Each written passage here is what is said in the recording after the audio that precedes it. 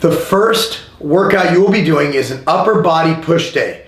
That is everything in regards to pushing. Bench press, shoulder press, whereas a pulling activity will be a row, for example.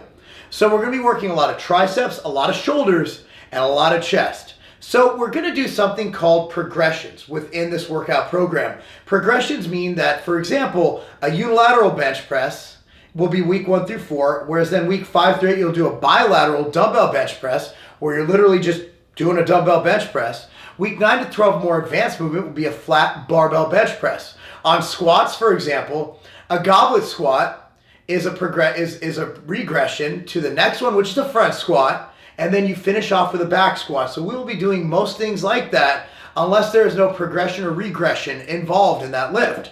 So weeks 1 through 4, the first exercise is a unilateral bench press. Everything on here, we've been doing 5 sets of 8 to 15 reps. Those are total sets. That includes your workup set, where let's say if you're doing bench press and you do 315 pounds for 8 reps.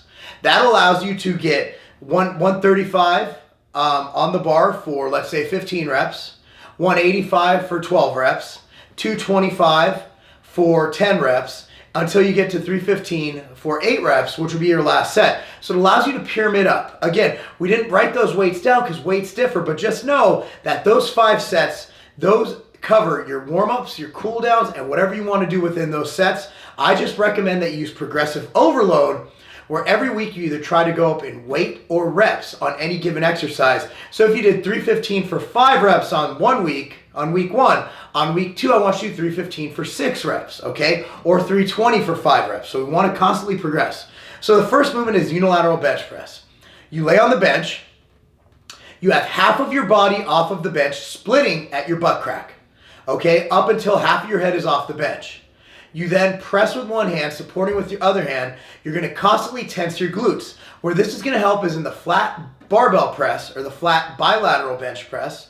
You're going to be tightening your glutes, contracting your glutes, because that will help with stability and keeping everything nice and tight so you can execute the lift properly. So you go one arm at a time and do those reps.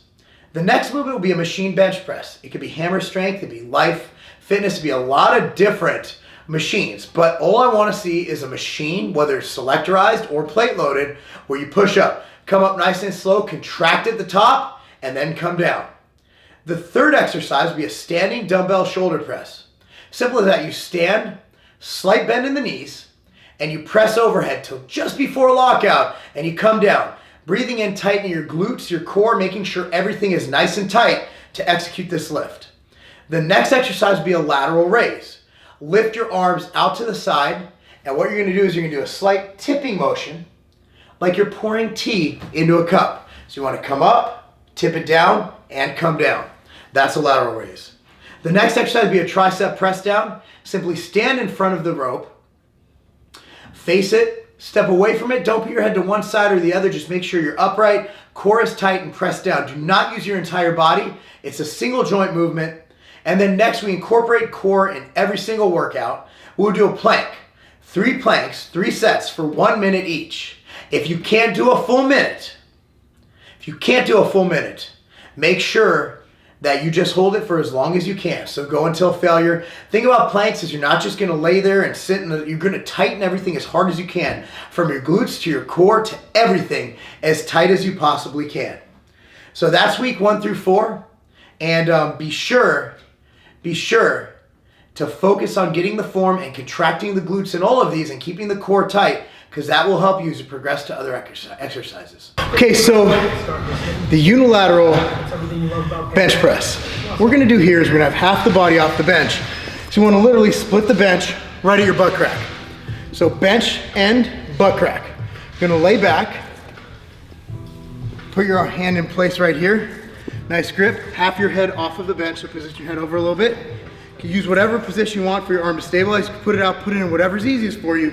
Simply press up. If you notice, not only is the chest being activated, but you're also activating your core. And when you're benching, one of the main things people don't do is they don't squeeze their glutes and they don't activate their quads. Those are things that will help your bench press. This teaches you to do that, because if you don't, you're gonna fall.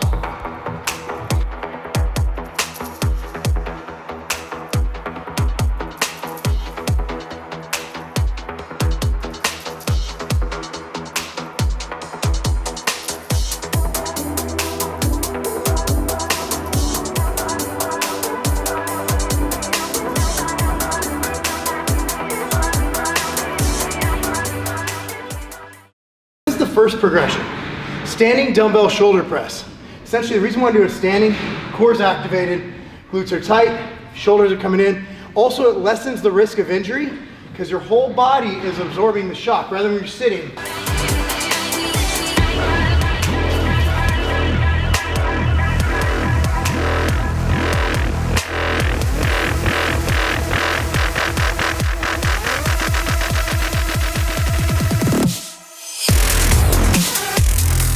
Dumbbell lateral raise.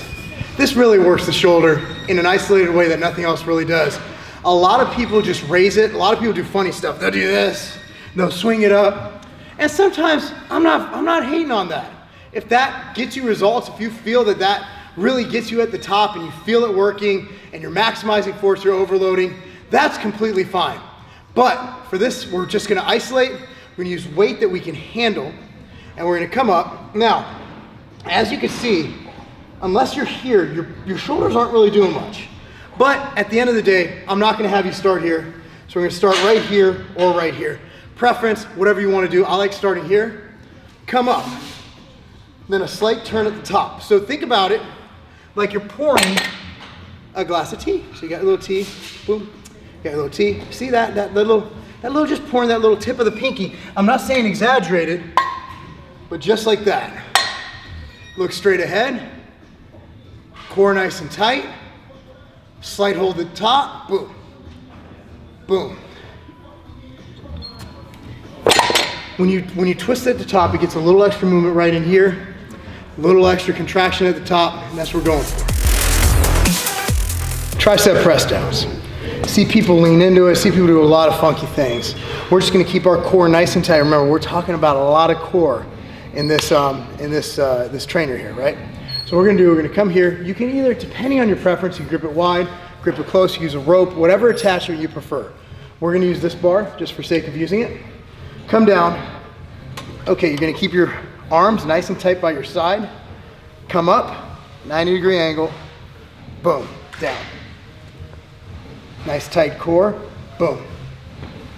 No doing this, no momentum, just straight up. Again, this is an open chain movement, so you're just coming down one joint. Boom. Squeeze it out, contract to the bottom. Contract.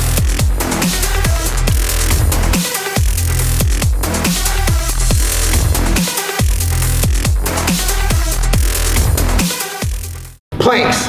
I usually use planks, saying if you can't hold a plank for a minute, you have no business back squatting. So we're gonna hold this plank. 3 sets of 1 minute each. However, if you cannot do a minute, just go for as long as you can until you fall out. Now, plank isn't just holding yourself up, but plank requires tightening everything. I want you to squeeze your glutes. I want you to squeeze your abs, your obliques. Everything needs to be squeezed. Come in here. We're gonna go on our elbows. Straight, down, tight, and start. Set a countdown timer for a minute. You're good to go.